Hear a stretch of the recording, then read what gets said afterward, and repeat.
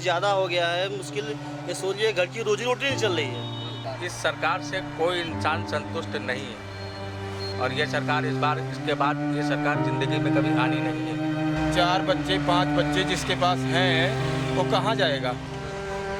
ये नेताजी हमारे 5 किलो चावल दे रहे हैं खाली, उसको सूखे खाएंगे हम। मतलब आर्थिक स्थिति सही नहीं है, आदमी कमा नहीं रहा इतना, जिसका रोजगार उसका रोजगार भी छूटा जा रहा है। हम लोग टेम्पो वाले हैं, टेम्पो चला रहे हैं, 3-4 महीने से खड़ी हुई हैं गाड़ियाँ, फाइनेंस हैं, किस्तें चल रही हैं, बच्चे स्कूल पढ़ रहे हैं, कमाई कुछ भी नहीं हो रही है। कितना संतुष्ट है सरकार से? संतुष्ट नहीं, गलती है, सरकार को चुनना गलती है, इस बार से नहीं हो। मैं शोएब गाजी और आप देख रहे हैं सड़क किनारे। लगातार पेट्रोल डीजल के दाम आसमान छू रहे हैं। ऐसे में तर्क वितर्क की भी घड़ियाँ शुरू हो गई हैं। कोई इसे दुधारू गाय बता रहा है तो कोई इसे लूट बता रहा है, तो वहीं कोई इसे हनुमान जी की जिस तरीके से पूछ बढ़ती है उसी तरीके से बता रहा। ऐसे में अब सबसे बड़ा सवाल ये उठता है कि रोडों पर जिंदगियां जो फर्राटे भर रही हैं वो कितना खुश हैं, उनसे भी जानना ज़रूरी हो जाता है। आइए हम चलते हैं।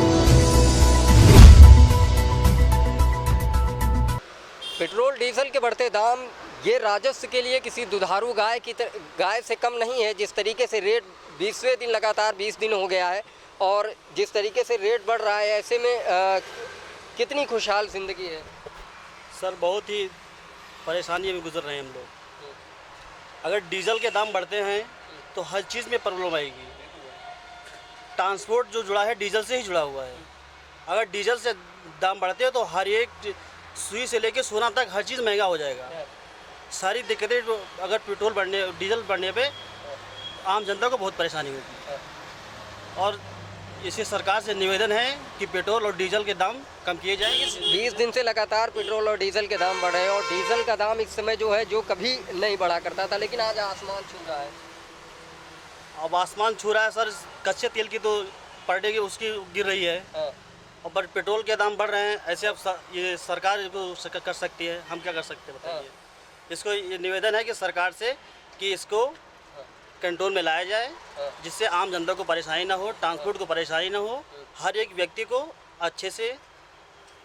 2.5 महीने पूरा कोरोना काल में चला गया। ऐसे में रोडों पर सन्नाटा दिखा, उसके बाद गाड़ियां शुरू हो जाती हैं। कहीं ना कहीं आप लोगों का भी रोज़गार इसी से जुड़ा हुआ है और जैसे ही गाड़ियां शुरू होती है सवारी तो इतना होती नहीं, लेकिन उसके बावजूद भी पेट्रोल और डीजल के दाम अचानक से रफ्तार पकड़ लेते हैं। बड़ा मुश्किल हो गया होगा ज़िंदगी को गुजारना। बहुत ही मुश्किल हो गया सर, बहुत ही ज़्यादा हो गया है मुश्किल। ये सोचिए, घर की रोजी रोटी नहीं चल रही है। आम जनता को जो मीडियम वर्कर के लिए बहुत ही दिक्कत है।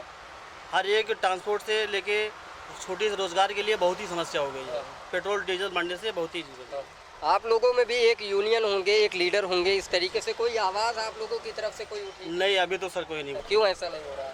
अब सर अब से क्या बताया जाए, तो हम लोग यूनियन के बोलते हैं, यूनियन लोग कुछ करते नहीं है, क्या किया जाए हम।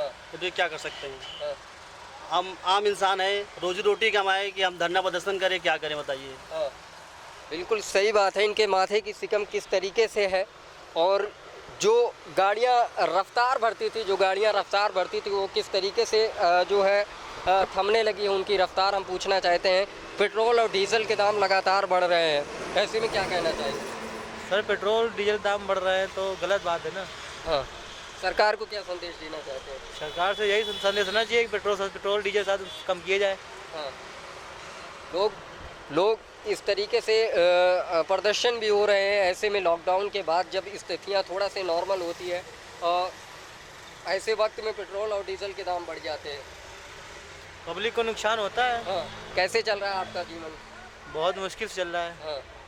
हाँ, ऐसे में आप लोगों का भी कोई यूनियन लीडर होगा, क्या आवाज़ कोई नहीं उठा रहा है। हाँ, आवाज़ क्यों नहीं उठा रहा? आपने कोई संपर्क किया या मतलब वो लोग? जब लोग नहीं बोल रहे हैं तो कोई नहीं बोल रहा, जब एक बोलेगा तो सारे बोलेंगे। अच्छा, हाँ। खैर, और लोगों से हम पूछना चाहते हैं कि उनकी ज़िंदगियां किस तरीके से चल रही हैं, क्योंकि ये सन्नाटों के बीच में हमने जिस तरीके से कवरेज किया था पूरी तरीके से पूरे लखनऊ की हर गलियां, लखनऊ के हर चौराहे, लखनऊ के हर तरफ जो सन्नाटे ही पसरे हुआ करते थे। लेकिन सन्नाटों के बाद अगर ज़िंदगियां थोड़ी सी रफ्तार बनना शुरू की तो ऐसे में पेट्रोल और डीजल के दाम आसमान छूने लगे। बड़ा मुश्किल हो गया होगा। ये मुश्किल तो चल ही रहा है, क्या करें। हाँ। क्या किया जा सकता है। कितना कमा लेते हैं रोजाना? इस समय क्या कमाई है, 250, 300, 400 बहुत ज़्यादा। 500 ऐसे में डीजल पेट्रोल दोनों के दाम बढ़ गए हैं। डीजल पेट्रोल के तो दाम बढ़ ही रहे हैं, उसमें क्या कर सकते हैं हम लोग। उसमें क्या कर सकते हैं भाई, दिन भर कमाते हैं, डीजल पेट्रोल में खर्चा हो जाता है, जो 200 रुपये मालिक को देना पड़ रहा है, हम लोगों को क्या बच रहा है, कुछ नहीं। परेशानी है, अब इसमें क्या कर। सरकार को क्या संदेश देना चाहते हैं, क्या कितना संतुष्ट है सरकार के इस सरकार से कोई इंसान संतुष्ट नहीं है, कोई भी नहीं। हम क्या किसी भी आप जनता से पूछेंगे, हर जनता, पूरी जनता परेशान है। और ये सरकार इस बार, इसके बाद ये सरकार ज़िंदगी में कभी आनी नहीं है, कभी नहीं आनी, क्योंकि हम लोग इतना परेशान हो चुके हैं कि अभी इसको वोट कभी ज़िंदगी में देंगे नहीं। भले ही हम किसी को ना दें, लेकिन इसको नहीं देंगे। ये भी लोग, पार्टी के लोग ये भी कह रहे हैं कि लॉकडाउन के बाद पहली दफ़ा ऐसा है कि तेल का दाम बढ़ रहा है। लॉकडाउन के बाद तेल का दाम तो बढ़ा ही है, लेकिन उसमें तो ये सरकार का घाटा हुआ है, इसलिए वो तो हम ही लोगों से तो वसूलेगी, पब्लिक से ही वसूलती है। कहने का मतलब 20 लाख करोड़ का जो पैकेज दिया गया था वो कहीं ना कहीं रिवर्स हो जाएगा। वो तो होना ही होना है भाई। गैस उन्होंने फ्री बांटी, गैस के दाम बढ़ा दिए थे, और इधर लॉकडाउन के बाद पैसे हम लोगों से वसूल करके सारा पेट्रोल का कवर कर लेंगे। अब इससे ज़्यादा क्या कर सकते हैं। सरकार से संतुष्ट नहीं है? बिल्कुल नहीं, बिल्कुल नहीं, 101% नहीं। और ना ही ये सरकार आनी है कभी, कभी नहीं आनी। अब उसके अलावा क्या कह सकते हैं, बताइए। खैर, ये लोगों की नाराज़गी है। असल नाराज़गी तो धरातल पे ही देखने को मिलती है कि जिस तरीके से एक आदमी किस तरीके से चिलचिलाती धूप में जो है अपने गाड़ियों की रफ्तार भरता है, और लेकिन जब कुछ उसका रोज़गार, कुछ इनकम जो है उसके लिए ना हो पाए या अपने घर का खर्च ना चला पाए तो बड़ा मुश्किल हो जाता है। ऐसे में जो है आदमी अपने दर्द को ज़रूर बयां करता है। क्या करें भैया, बहुत परेशानी है इसमें, कोई एक सवारी भी नहीं मिलती है, जो गैस भराते उसका पैसा नहीं निकल रहा है। हम लोग क्या करें बताइए, इसके लिए हम लोग क्या करें? या तो इसको लॉकडाउन को फिर से लगा दिया जाए तो भूखे ही मर जाएंगे। 4 बच्चे 5 बच्चे जिसके पास हैं वो कहाँ जाएगा? ये नेताजी हमारे 5 किलो चावल दे रहे हैं खाली, उसको सूखे खाएंगे हम, क्या खाएंगे बताइए? कहाँ जाएं हम लोग? गाड़ी में सवारी बैठती है, 10 रुपये किराया हो रहा था, 5 रुपये दे के वो जाना चाहती है। अगर उससे हम लड़ते हैं तो गाड़ी अंदर करवाने की कोशिश करता है कि अभी रुक जाओ, बता रहे हैं हम तुमको, अभी नंबर करें। और रोड पे यही स्थिति कि 50 मीटर दूरी पे कहते हैं गाड़ी खड़ी कर दो। अगर हम चौराहे पे खड़े हैं तो तुरंत चालान कर देते हैं। मोटर मालिक ये भी देख रहा, कहता भैया हमको 200 मिल रहा है, चालान तुम 1000 का करवाए बैठे हो, कहाँ से हम करेंगे, क्या करें बताइए? तो इसके लिए हम लोग क्या कर सकते हैं? बढ़ते पेट्रोल और डीजल के दाम लगातार बढ़ रहे हैं, आज 20वां दिन है। क्या संदेश, क्या कहना चाहते हैं सरकार? इसको कम किया जाए, इसको एकदम या तो गाड़ी बंद करवा दिया जाए। फिर जब ये हमको गाड़ी तो सरकार बंद करवाएगी नहीं, तो तेल का दाम तो कम करे कम से कम। 20 दिन से तो लगातार बढ़ा रही है। वो तो कह रही है कि लॉकडाउन के बाद उनके जो पार्टी के लोग हैं वो कह रहे हैं कि लॉकडाउन के बाद हमने जो है इसी स्थिति में बढ़ाया है, लेकिन कोरोना काल चल रहा हो उसके बाद जो है वैसे भी ज़िंदगियां जो है स्थिर नहीं थी, लेकिन कहीं से कहीं फर्राटा भर रही हैं। तो ऐसे में सबसे बड़ी समस्या तेल ने तेल निकाल दिया। तेल हम लोगों को तो जान ही निकाल दिया भैया। 1 रुपये का मतलब कोई बेनिफिट नहीं है इस गाड़ी में, इतना महंगाई हो गई है। इस वक्त हम लोग इसमें क्या कर सकते हैं? कहाँ के रहने वाले हैं? हम तो गोंडा के रहने क्या नाम है आपका? लाल मोहन तिवारी। लाल मोहन तिवारी जी। गोंडा के रहने वाले हैं, इतनी दूर से आप सफ़र करके आए हैं। और कैसे पूरा परिवार की बात करें तो कैसे चल रहा है पढ़ाई लिखाई बच्चों की, कैसे किस तरीके? कोई नहीं, सब घर पे बैठे हैं भैया। हाँ। बच्चों को तो हम पढ़ा ही नहीं पाएंगे, क्योंकि जो काम ही नहीं है तो स्कूल की फीस कहाँ से देंगे, कहाँ से क्या करेंगे, बच्चों को कैसे ले जाएंगे? क्योंकि जो हमारे पास पैसा नहीं रहेगा, गाड़ी तो मांग रही है 250 का गैस भराएंगे और 10 रुपये भी नहीं मिल रहे हमको, तो क्या फ़ायदा है? तो ऐसे ही से हम परेशान हैं भाई। अब इसके लिए आप बताइए क्या किया जाए? कहने के मतलब चक्के थमते हुए नजर आ रहे हैं। हाँ, चक्के थमते हुए वही कहना है सर, जब आदमी के 200 रुपये कमाना मुश्किल है, दिन भर में 2000 रुपये चलान होगा, तो आदमी कहाँ से जिएगा? चलान के साथ यहाँ गाड़ी को जो सवारी वो ढंग से नहीं बैठाने दिया जा रहा है, तो कमा नहीं पा रहा आदमी, गैस भराने का पैसा निकलेगा, चलान कहाँ से बैठेगा, खाएगा कहाँ से? कितना संतुष्ट है सरकार से आप? संतुष्ट नहीं है, गलती है, सरकार को चुनना गलती है, इस बार से नहीं होगी। सरकार से कोई खुशी नहीं है हमें, हम सरकार से जो है कोई उम्मीद भी नहीं रखते कि सरकार से कभी कोई खुशी हो भी सकती है। जब से आई है सिर्फ केवल आदमी का नुकसान ही हो रहा है। भैया आप तो पेट्रोल पंप पे जो है काम करने वाले वर्कर लग रहे हैं, और ऐसे में पेट्रोल पंप पे वो संख्या नहीं दिख रही है जो संख्या बहुत पहले दिखा करती थी। नहीं वैसा तो नहीं दिख रही है, बहुत कम दिख रही है। थोड़ा तेज बोल। बहुत कम दिख रही है, वैसा नहीं दिख रही है। और पहले भीड़ बहुत लगती थी, अब नहीं उतना लगेगी। और ना बत्ती बिक रही है, अब ना वही होती बिकी है। कहीं ना कहीं असर पूरा दिख रहा है, वैसा सन्नाटा सब दिख रहा है। दामों का असर पूरी तरीके से दिख रहा है। हाँ पूरी, और बढ़ रहा है पेट्रोल पे दाम। खैर ये लोगों का कहना है कि जिस तरीके से दर्द है, 20 दिन से लगातार पेट्रोल और डीजल के दाम बढ़ रहे हैं। ऐसे में हमारी सहयोगी भी हैं इस बीच, गुरमीत, जिनसे मैं गुरमीत, जिस तरीके से हम लोगों ने देखा, पूरा कवर किया पेट्रोल और डीजल के दामों को लेकर, लोगों की दो तरीके से राय दिखी। एक तो 70% लोग नाखुश हैं सरकार की इस पूरी योजनाओं से।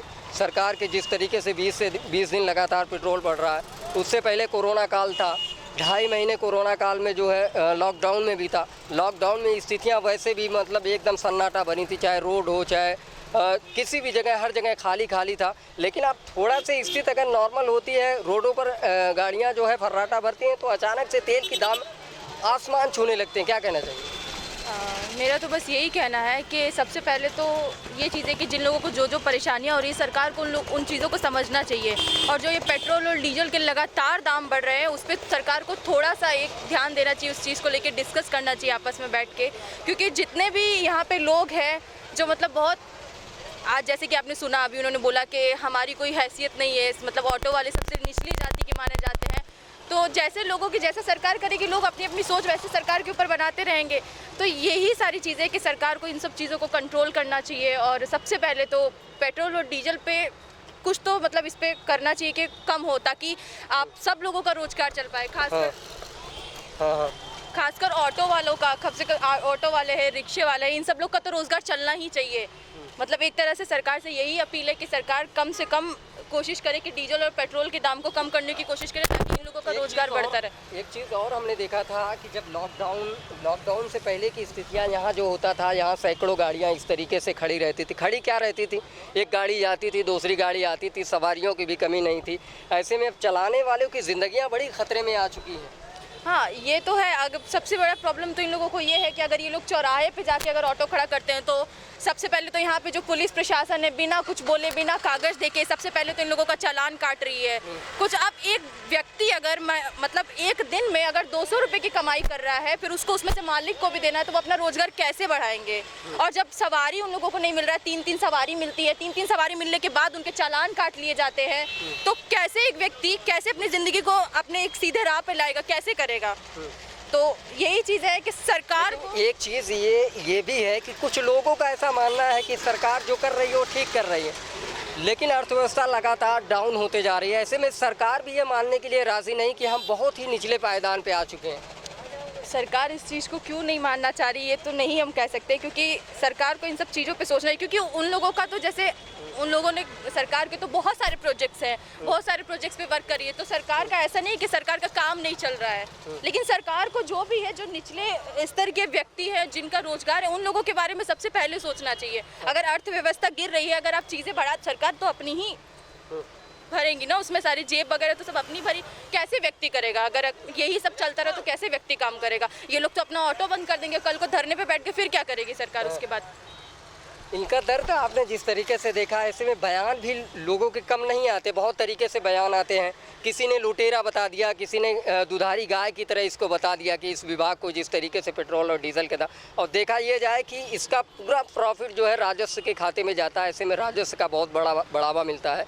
लेकिन ऐसे में ये भी कहा जाता रहा है कि उन्हीं के मंत्री हैं, बिहार के हैं, और वो कह रहे हैं कि 180 दिन के बाद हमने ऐसा किया है, तो क्या बुरा किया? ऐसा बुरा इसमें ये नहीं है कि बुरा आपने नहीं किया। पहले से जो व्यक्ति 2 महीने से लॉकडाउन चल रहा है, सब लोग अपने अपने घर में बैठे, कहीं से उनको रोजी रोटी का साधन नहीं मिल पा रहा है। जबकि सरकार ने ये कहा था, जब सरकार ने ये अनाउंस किया था कि किराएदार जब तक लॉकडाउन है तब तक किराया नहीं ले जाएगा लोगों से, सबसे पहली चीज़। लेकिन सच्चाई तो कुछ और ही है। सरकार ने ये भी तो कहा था कि हम किसी को भूखा नहीं मरने देंगे। हाँ, सरकार ने ये भी बोला था कि हम किसी को भूखा नहीं मरते, लेकिन सरकार कर क्या रही है? सरकार सूखा राशन दे रही है, चावल दे रही है, आटा दे रही है। ये बताइए, अगर आप चावल और आटा दे रहे तो क्या चावल इंसान सूखा खाएगा? सूखा तो खाएगा नहीं, और आटा भी सिर्फ रोटी बना के तो खाएगा नहीं। प्रॉपर राशन उनको कहाँ मिल पा रहा है? प्रॉपर राशन कहाँ मिल पा रहा है?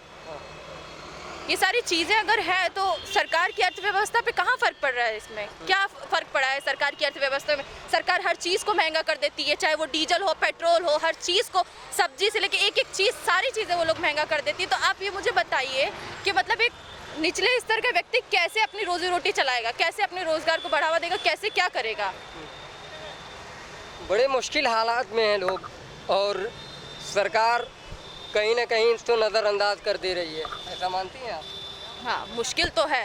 सरकार को एक चीज़ अनाउंस करना तो बहुत इजी होता है कि सरकार ने अनाउंस कर दिया और सब लोग फॉलो करें, लेकिन सरकार खुद उतर के तो नीचे नहीं देख रही ना, ज़मीन पे क्या हालात चल रहे हैं, कैसी चीज़ें चल रही है। अगर वो खुद नीचे उतर के देखे कि ज़िंदगी कैसे जीवन व्यापन कर रहे हैं लोग, कैसे उसको जी रहे हैं, ये सारी चीज़ें भी तो देखें ना। फिर सिर्फ आप अनाउंस करने से, कि आपने अनाउंस कर दिया कि ये इतना महंगा हो गया, इस पर ये वृद्धि होगी, इस पर वो वृद्धि कर दी, लेकिन एक जीवन कैसे चल रहा है, लोग कैसे जी रहे हैं इस लॉकडाउन में। जो भी लॉकडाउन खुला है उसके बाद लोग अपने अपने काम पे निकले हैं, खासकर जैसे ऑटो वाले, या आप समझ। और था लॉकडाउन के बाद लोगों को, जब लॉकडाउन जो है ऐसा हो गया कि गाड़ियां अब जो है रोडों पर फर्राटा भरेंगी, तो ऐसे में इनके चेहरे की जो खुशी थी अचानक से चेंज हुई और लोग खुश नज़र आने लगे।